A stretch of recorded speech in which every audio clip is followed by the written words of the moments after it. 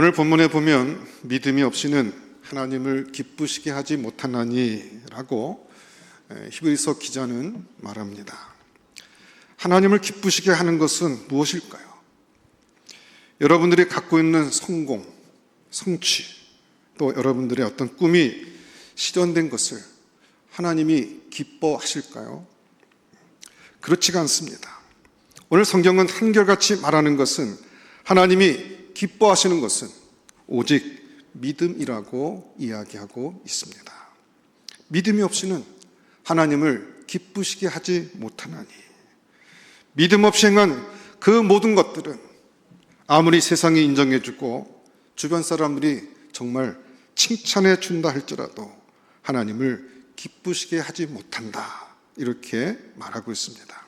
하나님이 우리에게 보시고자 하는 것은 오직 믿음이라는 것을 말씀하고 있습니다. 자, 그러면 어떤 믿음이 하나님을 기쁘시게 하는 믿음일까 하는 것입니다. 오늘 히브리서 기자가 믿음이 없이는 하나님을 기쁘시게 할 수 없다고 했는데, 하나님을 기쁘시게 하는 믿음은 어떤 믿음일까? 오늘 본문에 보면 두 가지로 이야기하고 있습니다. 하나님이 기뻐하시는 믿음 첫 번째는 하나님께 나가는 자는 반드시 그가 계신 것과 하나님의 존재하심, 계심을 확실히 믿는 믿음입니다. 두 번째는 그가 자기를 찾는 자들에게 상 주시는 이심을 믿어야 할지니라. 상 주시는 하나님을 믿어야 한다는 것입니다. 우리가 하나님을 기쁘시게 하기 위해서 반드시 그가 계시다는 것을 믿고 우리의 삶은 전진하고 나아가야 합니다.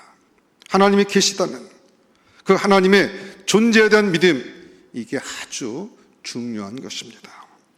여러분, 반드시 하나님이 계시다, 이 안 믿는 분들은 이것이 안 생겨서 무신론자이기 때문에 예수를 못 믿고 신앙생활을 못하는 것입니다.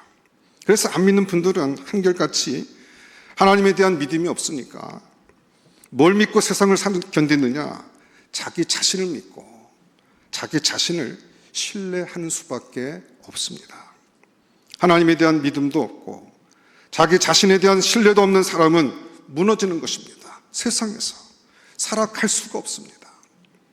하나님 대신에 자기 자신을 의뢰하고 자기 자신을 강화시키면서 세상 앞에 견디고 버티는 것이 믿음 없는 사람들의 한결같은 모습입니다.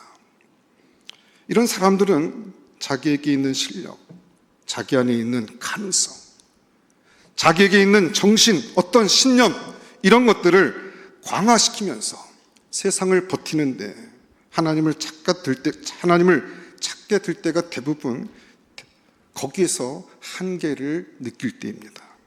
마치 베드로가 밤이 맞도록 그물을 내리고 수고했지만 아무것도 잡은 것이 없습니다 라는 고백을 하게 되었을 때 주님께서 베드로를 찾아오셨습니다.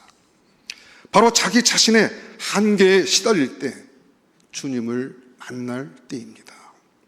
사람은 자기 자신한테 절망할 때, 자기가 무너질 때, 자기가 살아온 삶에 대한 회의에 빠질 때, 사실은 그때가 새로운 믿음의 근거인 하나님, 예수님을 만날 때다라는 것입니다.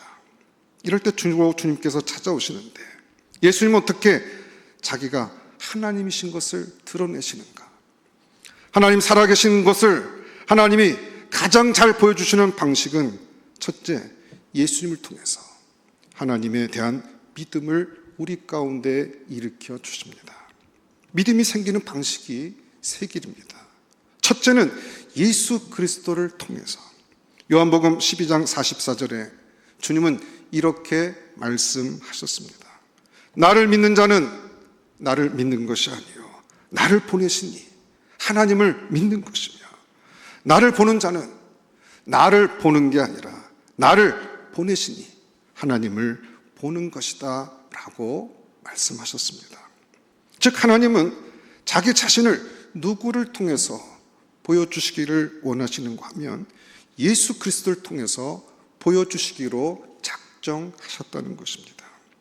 구약의 선지자들을 통해서 하나님은 자기 자신을 알리셨습니다. 구약의 수많은 예언자들을 통해서 하나님의 말씀을 통해서 하나님 자신을 우리 가운데 알려주셨습니다. 그러나 가장 결정적인 것은 바로 예수님이십니다. 하나님이 친히 사람의 몸으로 오셔서 자기가 하나님이신 것을, 하나님이 어떤 분이신가를 우리가 인격적으로 접촉하고 알 수 있도록 드러내셨습니다.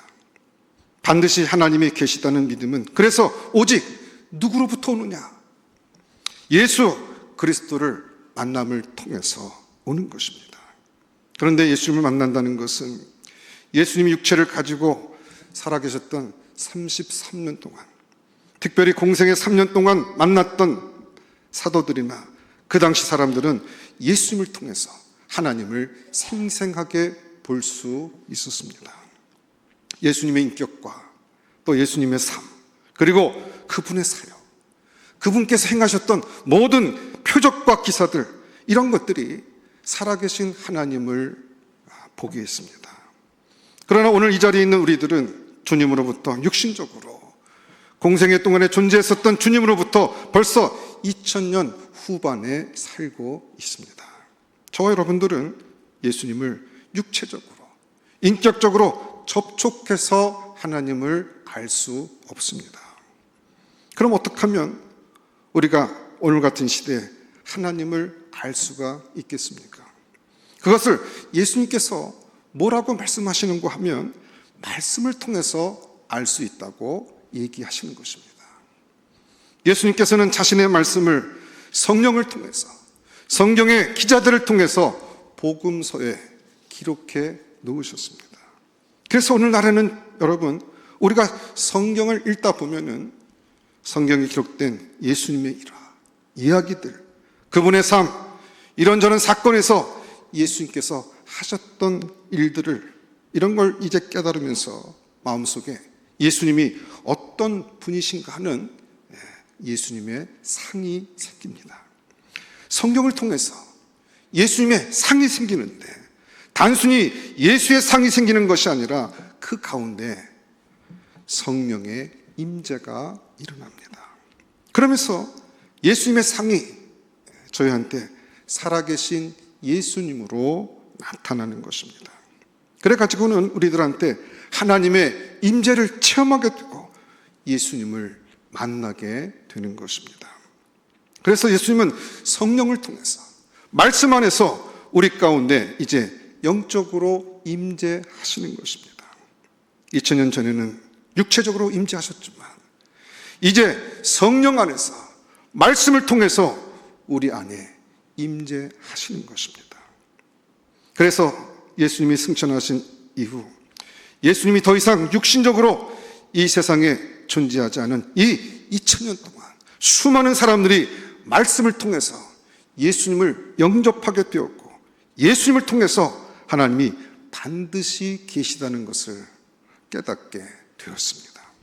그래서 예수님은 도마에게 말씀하시기를 너는 나를 본고로 믿느냐?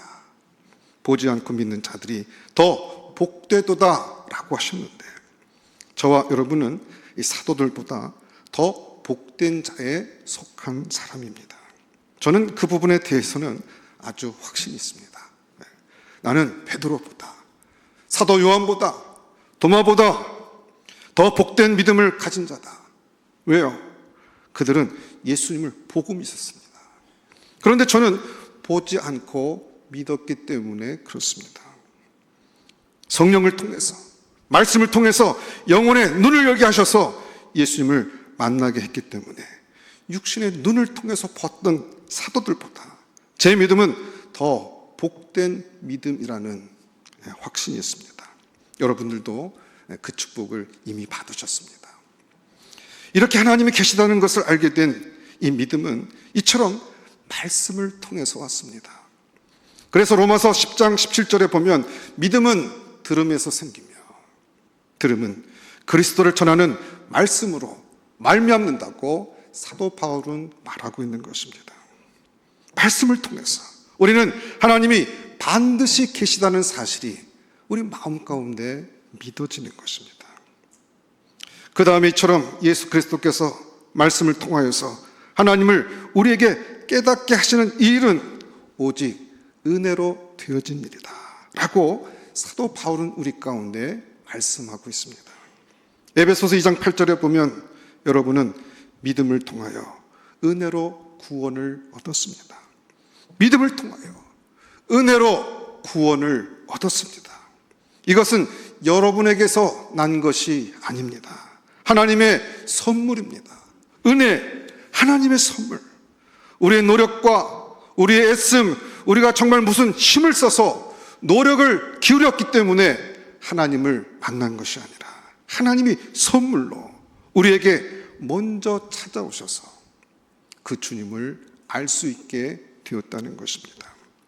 말씀을 통해서 우리 가운데 임재하시고 믿음을 주시는 이것은 오직 하나님의 은총이다라는 것입니다. 그래서 하나님이 기뻐하시는 믿음, 즉 하나님이 반드시 계시다는 이 믿음이 어떻게 우리 가운데 생기게 되느냐? 바로 예수 그리스도를 통해서 생기는데 이것은 오늘날 이제 말씀을 통해서 이루어지고 이것은 오직 전적으로 믿음으로 또한 하나님의 은혜로 되어지는 것이다 라는 것을 우리는 깨닫게 되는 것입니다. 이렇게 은혜로 하나님이 계시다는 것을 이제 깨닫게 되었고 예수님을 통해서 하나님을 마음속에 영접한 사람들은 그럼 신앙생활을 어떻게 해야 되겠느냐? 히브리서 13장 9절을 보면 이런 말씀이 나옵니다. 마음은 은혜로서 굳게 함이 아름답고 하나님이 계시다는 이 믿음은 바로 계속해서 은혜를 받게 될 때 이례적으로 은혜 받고 끝나는 것이 아니라 그 은혜를 계속해서 받을 때 굳어지고 강하여지고 아름답게 된다는 것입니다. 여러분, 굳센 믿음이 아름답습니다. 세상적인 것에 자꾸 밀리고 세상적인 생각과 섞이고 그래서 순결하지 못하고 그리고 세상적인 공격에 한없이 무너져서 찌들어지고 뒤틀린 이런 것은 아름다운 믿음 아닙니다. 정말 마음이 굳게 되어지고 강해지고 그리고 아름답게 하나님의 형상을 유지하고 더 빛나게 드러낼 때 그것은 아름다운 믿음, 아름다운 영혼의 상태를 유지하는 것입니다. 이것은 은혜로서 굳게 한다고 말씀하고 있는 것입니다. 예수 그리스도께서 말씀 가운데 은혜로 임하는 일이 우리 가운데 계속해서 일어나야 됩니다. 그럴 때 우리 믿음은 굳세어지고 점점 강해지고 아름답게 변할 수 있다는 것입니다. 여러분, 그런 측면에서 우리 모든 그리스도인들은 다시 한번 이 말씀을 통해서 하나님의 은혜 받는 일들을 계속해야 됩니다. 그냥 한 번 은혜 받고 끝나는 것이 아니라 그 은혜 받는 일을 계속해서 반복하고 그것이 우리의 삶에 체화되고 우리의 삶에 잘 적용될 때까지 그 은혜를 계속해서 받는 것이 필요한 것입니다.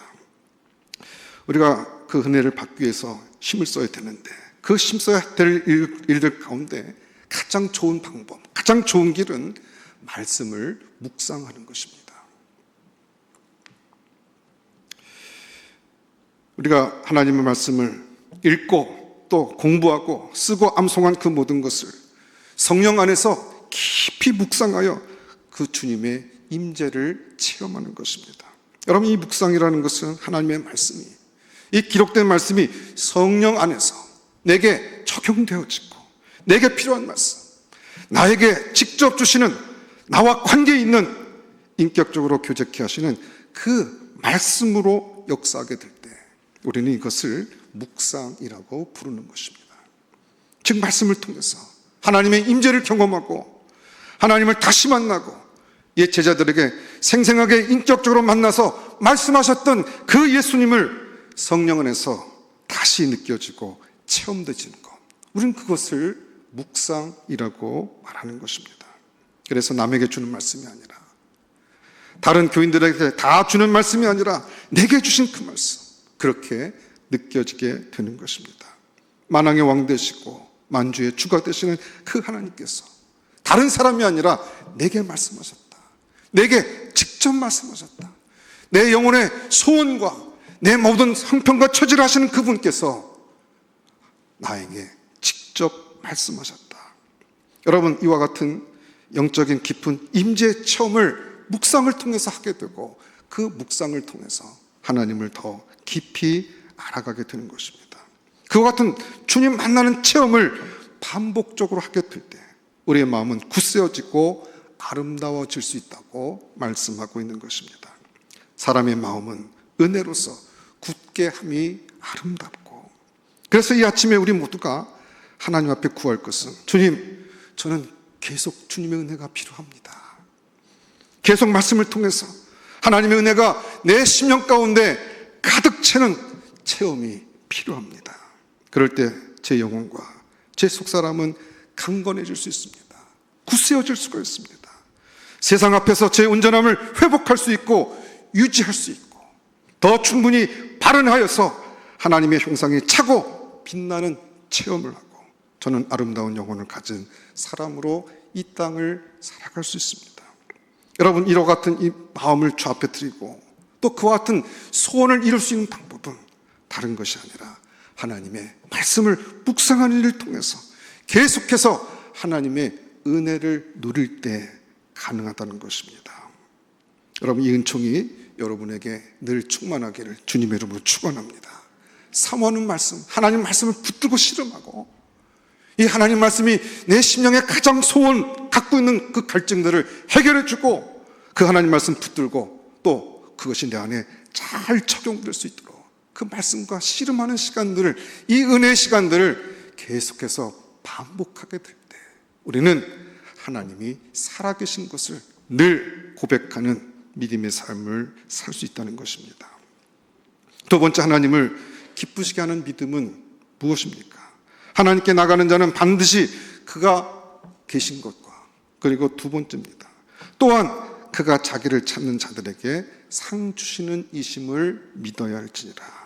믿음의 두 번째 단계는 하나님의 상 주심을 믿는 것입니다. 이걸 다른 말로 하면 종말론적인 믿음이라는 것입니다. 처음 예수님을 말씀을 통해서 성령의 임재로 만난 사람은 그 만남을 계속 은혜를 받아서 믿음을 굳게 해서 유지해 나갔지만 마지막은 어떤 믿음을 가져야 그 신앙이 흔들리지 않고 온전해질 수 있겠느냐 하는 것입니다. 끄트머리에 가서 하나님이 상 주시는 자심을 분명히 믿어야 한다는 것입니다. 처음 예수님 만났고 틈틈이 은혜를 받아서 신앙이 강건해지는 그런 아름다움을 가졌다 할지라도 올곧게 바로 쭉 가려면 신앙의 목적이 분명할 뿐 아니라 그 끄트머리에 계시는 그 하나님, 역사와 인생의 마지막에 계신 하나님이 어떤 분이신가를 분명하게 인식하고 믿음의 삶을 살게 될 때 우리가 신앙생활을 올곧게 할 수 있다는 것입니다. 그래서 하나님이 기뻐하시는 믿음은 어떤 믿음이냐? 하나님이 계시다는 것을 믿을 뿐만 아니라 우리 인생 마지막에 상 주시는 하나님임을 믿어야 한다는 것입니다. 이게 종말론적인 믿음, 알파일 뿐만 아니라 오메가이신 하나님을 바로 믿는 믿음, 처음일 뿐만 아니라 나중이신 하나님을 바로 믿는 믿음, 이것이 정말 하나님을 기쁘시게 하는 믿음이라는 것입니다. 이 하나님이 상 주신다는 이 말은 사람이 한 말이 아닙니다. 이 말을 가장 많이 사용하신 분은 바로 우리 예수님이십니다. 예수님이 하나님은 상 주시는 분이라는 것을 계속해서 얘기하셨는데, 자, 여러분 마태복음 5장 한번 펼치시고 수많은 규절들이 있지만 몇 규절 우리가 함께 같이 보도록 하겠습니다. 마태복음 5장 10절부터 12절까지 우리 한번 다 같이 찾아서 합독하면서 읽어보도록 하겠습니다. 마태복음 5장 10절부터 12절까지 같이 읽겠습니다. 시작. 의를 위하여 박해를 받는 자는 복이 있나니 천국이 그들의 것입니다. 나로 말미암아 너희를 욕하고 박해하고 거짓으로 너희를 거슬러 모든 악한 말을 할 때에는 너희에게 복이 있나니 기뻐하고 즐거워하라. 하늘에서 너희의 상이 큼이라. 너희 전에 있던 선지자들도 이같이 박해하였느니라. 옳은 일을 위해서 박해를 받는 사람들은 기뻐하고 즐거워하라. 천국이 그들의 것일 뿐만 아니라 하늘에서 뭐가 있기 때문에 그런 의로운 사람들이 고난 속에서도 의를 지켰던 이유가 무엇이었습니까?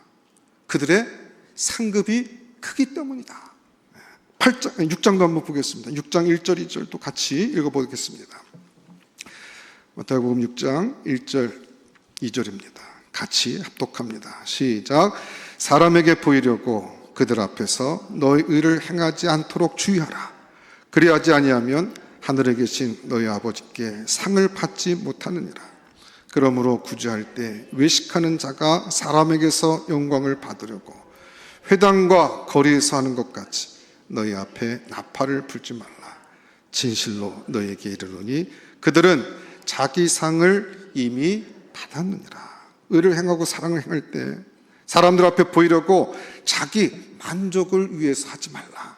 그런 사람은 이미 자기 상을 받았다는 거예요. 하늘의 상위급이 없어요. 여러분, 이 땅에 살아가게 될 때도 하나님의 일을 감당하게 될 때도 마찬가지입니다. 내가 하는 모든 것들, 세상 사람들 혹은 주변에 있는 사람들부터 칭찬받고 주목받고 여기서 다 상급을 다 받게 되면 하나님 나라에서 받을 상급이 없다는 것입니다. 분명히 여기 예수님께서는 하늘 아버지가 마지막 인생살에서 겪으면서 했던 모든 일들 가운데 상급을 주시는 분이라고 우리 가운데 말씀하시고 강조하고 있습니다. 한 절 더 보겠습니다. 마태복음 10장 40절부터 42절. 40절부터 42절 말씀도 우리 큰 소리로 함께 합독해서 읽겠습니다. 시작. 너희를 영접하는 자는 나를 영접하는 것이요 나를 영접하는 자는 나를 보내신 이를 영접하는 것이니라. 선지자의 이름으로 선지자를 영접하는 자는 선지자의 상을 받을 것이요 의인의 이름으로 의인을 영접하는 자는 의인의 상을 받을 것이요 또 누구든지 제자의 이름으로 이 작은 자 중에 하나에게 냉수 한 그릇이라도 주는 자는 내가 진실로 너에게 이르노니 그 사람이 결단코 상을 잃지 아니하리라 하시니라. 여기서 하나님은 사랑을 행하고 의를 행했을 뿐만 아니라 누구와 관계를 맺고 사느냐에 따라서 하늘에 상급이 있다고 말씀하고 있습니다. 여러분, 이것은 관계의 상급입니다. 그래서 선지자 이름으로 선지자를 영접하는 자는 선지자의 상을 받을 것이고 의인의 이름으로 의인을 영접하는 자, 제자 이름으로 제자를 영접하는 자는 이런 말이 나오는데 이 이름으로 하는 말은 깨달아서 이런 뜻입니다. 이 사람이 선지자구나 라는 것을 깨닫고 이 사람이 정말 하나님의 선지자라는 것을 받아들여서 그 사람을 영접하고 관계를 맺으면 그 사람은 선지자의 상을 받게 됩니다. 이 사람이 의로운 사람이구나. 그것을 깨달아서 이 의로운 사람을 내가 도와야지. 이 사람과 내가 함께 해야 돼. 그 사람과 같이 관계를 맺고 그 사람을 돕고 후원하고 또 그 사람이 고난받게 될 때 함께 고난을 받으면 그 사람은 의인의 상을 받는다는 것입니다. 또 누구든지 제자 이름으로, 이제 이 제자 이름으로 라는 말은 예수님의 제자를 가리키는 말입니다. 이 사람이 예수님의 제자로구나. 예수님의 제자로서의 삶을 사는 진실한 그리스도인이구나. 이걸 깨달아서 이 작은 자에게 냉수 한 그릇이라도 주는 자는, 즉 선교사들이나 목사님들이나 혹은 우리 교회 이렇게 전도부 부원들처럼 주변에 복음을 전파하고 사도적 삶을 살려고 애쓰는 분들이 있습니다. 이 사람들이 대체로 초대교회는 생업을 포기하고 전 생애를 유랑하면서 복음 전파하는 자로 살았습니다. 이런 사람들을 이 작은 자라고 오늘 본문에는 표현하고 있는데, 그러니까 복음을 위해서 생업을 포기하고 가난하게 사는 것을 당연하게 여기고 전적으로 살아가는 이런 사람들이 예수의 제자로서 이렇게 사는구나 라는 것을 깨달아서 그들을 영접하고 냉수 한 그릇이라도 주는 자는 내가 진실로 너에게 이르노니 이 사람이 결단코 상을 잃지 않는다고 말씀하고 있습니다. 그리고 이 세상을 살면서 관계를 맺는데 선지자들을 귀하게 여기고 의인을 알아주고 더 나아가 하나님의 그 같은 제자로서의 삶을 살아가는 사람들을 영접하고 그들을 또 후원하고 돕는 사람들을, 그 사람들의 상급을 주시겠다고 주님께서 말씀하신 것입니다. 여러분의 삶 속에서 여러분들이 어떻게든 주님의 의를 지키기 위해서 고난도 또 손해도 보고 계십니까? 또 가까운 사람, 좋은 사람만 사랑하지 않고 원수까지도, 나를 힘들게 하는 사람까지도 용서하고 참고 견디고 계십니까? 이 모든 일들을 주님께서 상급으로 주시겠다고 말씀하고 있습니다. 특별히 우리가 관계를 맺어야 될 사람들, 정말 주님 앞에서 주님의 이름으로 우리 마음속에 저 사람을 영접해야 되겠다고 생각해서 냉수 한 그릇이라도 내어놓으면서 마음에 관계를 맺는 것들, 주님께서는 그것을 다 기억하시고 상급으로 주시겠다고 말씀하고 있는 것입니다. 여러분, 우리 예수님뿐만 아니라 사도 바울도 이 상 주시는 하나님에 대해서 그 마음이 한결 같았습니다. 빌립보서 3장 보겠습니다. 우리 한번 또 같이 읽어볼 텐데, 빌립보서 3장 13절, 14절 말씀도 같이 한번 읽어보겠습니다. 빌립보서 3장 13절, 14절. 자, 우리 같이 한 목소리로 합독하겠습니다. 시작. 형제들아, 나는 아직 내가 잡은 줄로 여기지 아니하고 오직 한 일, 즉 뒤에 있는 것은 잊어버리고 앞에 있는 것을 잡으려고 표대를 행하여 그리스도 예수 안에서 하나님이 위에서 부르신 부름의 상을 위하여 달려가노라. 여러분, 예수님만이 아니라 사도 바울 같은 위대한 사도도 말하자면 그의 생의 마지막까지 그가 달려갈 수 있었던 그 동기와 힘은 무엇이었습니까? 위에서 부르신 부름의 상을 쫓아갔다라고 성경은 기록하고 있습니다. 여러분, 이 부르심의 상이라는 말은 하나님의 부르심에 신실하게 행했을 때 주어지는 상입니다. 저와 여러분들이 다 부르심을 받은 사람들입니다. 부르심은 두 가지 측면으로 우리에게 옵니다. 일반 은총의 측면에서는 세상으로의 부르심이 있습니다. 세상으로 저와 여러분들을 하나님이 다 부르셨습니다. 뭘로 부르실까요? 직업으로 부르십니다. 직업을 통해서 부르십니다. 여러분들에게 타고난 재능, 달란트를 주시고 그 재능을 사용해서 세상을 섬기라고 하나님이 여러분을 직업으로 부르셨습니다. 하나님은 교회만 다스리시는 하나님이 아니라 온 세상을 창조하시고 다스리시는 하나님이기 때문에 이 창조 세계를 아름답게 창조 질서를 유지하고 발현하기를 원하십니다. 그래서 사람들에게 하나님의 이 창조 질서를 드러내고 다스리라고 그들에게 재능을 주시고 그 재능을 통해서 인간과 자연세계에 하나님을 섬기도록 직장으로 우리를 부르신 것입니다.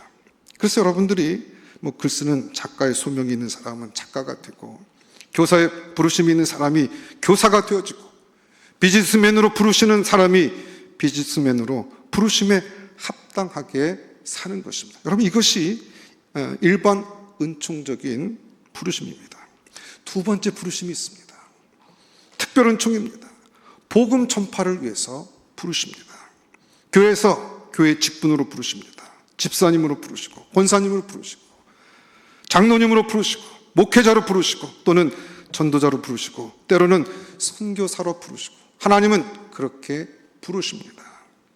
그래서 세상으로부터 세상으로의 부르심과 이 교회로의 부르심, 이 두 가지 부르심을 우리는 다 해야 됩니다. 어느 한쪽만 치우치면 안 됩니다. 어떤 분은 나는 세상에서만 주님의 일을 잘하고 교회에서는 섬기지 않겠다, 이런 사람들이 있습니다. 교회 부르심에 대해서는 신경을 안 써요. 또 어떤 사람은 교회 부르심만 전적으로 신경 써서 마치 목사처럼 생활합니다. 세상으로서의 부르심에 대한 신경을 안 씁니다. 이것도 문제가 있습니다.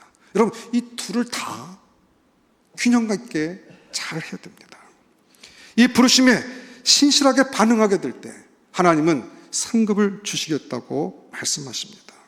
사도 바울은 자기가 어떻게 사도로서의 부르심에 끝까지 신실했고 마지막까지 감옥에 들어가서도 흔들리지 않고 마지막에 자기의 목이 참수당하여 비가 콸콸 쏟아질 것을 내다보면서도 흔들리지 않고, 내가 관제와 같이 피 부음을 들을지라도 기뻐하고 기뻐하노라 라고 하면서 생의 마지막까지 그 부르심에 충실할 수 있었던 이유는 부르심의 상급을 주시는 하나님을 바라보았기 때문이라고 사도 바울은 그렇게 고백하고 있는 것입니다. 여러분, 요한계시록에 보면요, 요한 하나님께서 또 11장 18절도 한번 보시게 되면 여기도 이 마지막 때에 하나님께서 상급을 주신다 하는 이야기를 또 다시 한번 언급하시는 것을 보게 됩니다. 이 요한을 통해서 하나님이 계시를 주셔서 그 마지막 때 일어날 일을 예언하셨는데, 그 내용에 놀랍게도 상급에 대한 내용이 빠지지 않고 기록되어 있습니다. 한번 읽어보겠습니다. 요한계시록 11장 18절입니다. 이 마지막 계시록에도 하나님께서 우리 가운데 빠지지 않고 우리 가운데 말씀하시는 상급에 대한 이야기를 이렇게 말씀하고 있습니다. 요한계시록 11장 18절 같이 읽겠습니다. 시작. 이방들이 분노하며 주의 진노가 내려 죽은 자를 심판하시며 종 선지자들과 성도들과 또 작은 자든지 큰 자든지 주의 이름을 경외하는 자들에게 상 주시며 또 땅을 망하게 하는 자들을 멸망하실 때로소이다 하더라. 이 계시가 임했는데, 이 마지막 계시는 마지막에 주를 경외하는 자들에게 주님께서 상을 주신다라는 것입니다. 여러분, 성경은 한결같이 상급이 있다는 얘기를 하십니다. 그 상급을 바라보고 또 그 상급을 주실 하나님을 믿는 것이 하나님을 기쁘시게 하는 것이라고 우리 가운데 분명히 말씀하고 있습니다. 하늘나라에서의 이 종말론적인 상급은 분명히 있다. 하나님은 상급을 약속하셨고 그 상급이 우리의 마지막 순간까지 바라봐야 될 하나의 굉장한 하나의 축이 된다는 것입니다. 그런데 여러분, 이 축복이라는 것 있죠. 우리가 예수를 믿으면 축복받는다, 이런 얘기들을 합니다. 그리스도인들은 복을 받습니다. 하나님이 복을 주십니다. 그런데 이 복이라는 것이 무엇이냐? 복은 우리가 하늘나라에 가서 상급으로 받을 그 상급을 지상에서 주님이 조금 미리 맛보게 해주시는 것입니다. 그래서 이걸 가지고 이걸 어떻게 표현하면 좋냐면, 선수금이라든지 그 착수금, 이렇게 비유를 하면 딱 맞는 것 같아요. 미래 하늘나라 가서 이루어질 것을 이 지상에서 좀 미리 좀 잘 이루어 살라고 하나님께서 미리 맛보기로 주시는, 우리가 받을 상급의 일부분을 이 땅에 살아가는 동안에 하나님은 우리에게 축복으로 주신다는 것입니다. 하늘 상급의 일부를 지상에서 누리게 하시는데, 이것을 우리는 소위 축복이라고 부른다는 것입니다. 그게 영적인 축복일 수도 있고 육체적인 축복일 수도 있고 뭐 물질의 축복도 있고 자손의 축복도 있고 여러 형태로 나타납니다. 뭐 이루 말할 수가 없습니다. 사업의 축복도 있고 다 있습니다. 근데 그거는 다 하늘에서 주시는 상급의 부분적인 축복입니다. 그럼 왜 이것을 주님이 주실까요? 그거 가지고 행복하고 잘 먹고 잘 살라고 주신 것입니까? 그게 아니라, 여러분, 그 선수금 받아가지고 다 먹어치우면 어떻게 될까요? 가서 두들겨 맞고 야단 맞습니다. 이놈아, 나 이거 준 거 세상에서 하나님 나라에 재투자하고 주님의 영광 위해서 쓰라고 줬는데 이걸 다 그냥 먹고 마셔? 주님을 하나도 안 하고 왔어? 그러니까 여러분, 축복은 뭡니까? 이건 항상 축복의 근원이 되라고 우리 가운데 주시는 것입니다. 그 축복을 갖고 내가 축복의 셈이 돼서 다른 사람들을 더 축복하라고 우리에게 주신 것입니다. 축복을 나누고 다른 사람들에게 축복을 맛보게 하라고 주셨는데, 이게 복의 근원이 되지 않고 복의 정말 땜이 돼버리는 것입니다. 꽉 막아버리고 자기만 가둬서 가득 채우고 안 쓰는 거예요. 밑에는 다 굶어 죽고 기근으로 시드는데 지만 댐에다 물 가둬두고 요트 타고 보트 타고 놀면은 이건 하나님 보시기에 괘씸한 자가 되는 것입니다. 그러니까 하나님은 그럴 때 그 축복을 거두어 가셔요. 그것이 물질이 됐든 건강이 되든 명예가 되든 하나님의 그와 같은 복을 나누는 자로 우리 가운데 허락하시는 건데, 그걸 하나님 뜻대로 사용하지 않게 되면 하나님 그것을 거두어 가십니다. 물질도 건강도 명예도, 그리고 맨 마지막에는 그의 목숨도 거두어 가시는 것입니다. 여러분, 하나님께서 주신 축복을 가장 잘 사용하는 방식이 무엇일까요? 하나님 나라를 위해서 재투자하자라는 것입니다. 하나님 주신 축복을 이웃을 사랑하는 데 쓰고 영혼 구원하고 복음 전파하는 데 잘 쓰는 것입니다. 여러분에게 주신 은사를, 여러분에게 주신 달란트를, 여러분에게 주신 직업, 건강, 자녀들, 그리고 여러분 주변의 모든 관계를, 하나님이 주신 축복이 굉장히 많습니다. 저도 설교를 준비하면서 이 상급은 세상 마지막에 있을 것이지만 미리 주신 축복이 얼마나 큰가 살펴보니까 정말 많은 축복을 받았습니다. 근데 이 축복을 정말 주님을 위해서 내가 잘 사용하고 있는가? 내가 축복의 청지기로서 제대로 자세를 갖고 살고 있는가?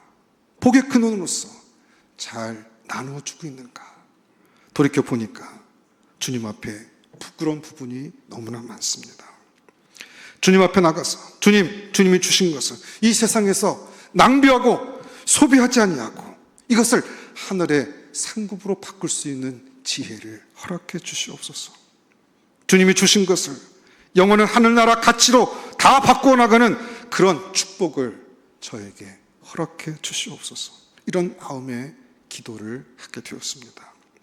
여러분, 예수님 믿는 사람들이 이 땅에서 고난이 오지만 그 고난 가운데서도 흔들리지 아니하고 하나님의 의를 지키고 어렵고 힘들고 원수의 박해를 받을 때 오히려 원수를 사랑하고, 그리고 세상적인 사람들과 관계를 맺기보다는 선지자들과 의인들과 예수 이름을 따라서 사는 제자들과 관계를 맺고 그들을 축복하고, 그리고 주님이 우리 가운데 이미 주신 것들을 하나님이 나에게 축복으로 주신 줄 믿고 나를 축복의 청지기로 부르신 줄 믿고 그 복을 나눠주는 그 같은 복의 근원된 삶을 살게 될 때 주님은 하늘의 상급이 크다고 우리 가운데 말씀하고 있는 것입니다. 자기 만족을 위해서가 아니라 오직 주님의 영광을 위해서 사람들에게 보이려고 하지 않고 오른손이 하는 것을 왼손이 모르게 하면서 주님만을 바라보면서 하늘에 주신 이 축복을 하늘의 상급으로 바꿔나가는 지혜로운 삶의 투자자들이 되어갈 때 우리 그리스도인들은 이 생에서 축복받고 금생에서는 상급을 받는 은혜 위에 은혜가 있는 그리스도인으로 이 땅을 살아갈 수 있다는 것입니다. 하나님이 기뻐하시는 믿음을 가지고 그가 반드시 계신 것과 그 믿음을 가지고 그분에게 그런 헌신된 자세로 나가는 자들에게 하나님 반드시 상 주시는 임을 믿고 오늘 우리에게 주어진 모든 축복들을 하늘의 상급으로 바꿔가는 실제적인 믿음의 삶을 살아가는 우리 베델의 전가족 될 수 있기를 주의 이름으로 축원합니다.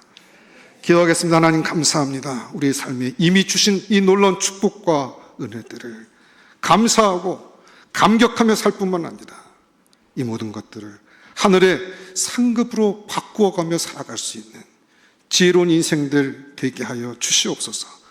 이기적인 인생에 대해서 나만 알고 내 가족만 알고 살아가는 인생들이 아니라 하나님의 나라와 하나님의 이웃들을 섬기고 사랑하며 살아갈 수 있는 믿음의 종의 삶을 살다가 주 앞에 서게 될 때 큰 상급으로 칭찬받는 자로 주 앞에 설 수 있는 믿음의 종들이 다 될 수 있도록 은혜 허락하여 주시옵소서.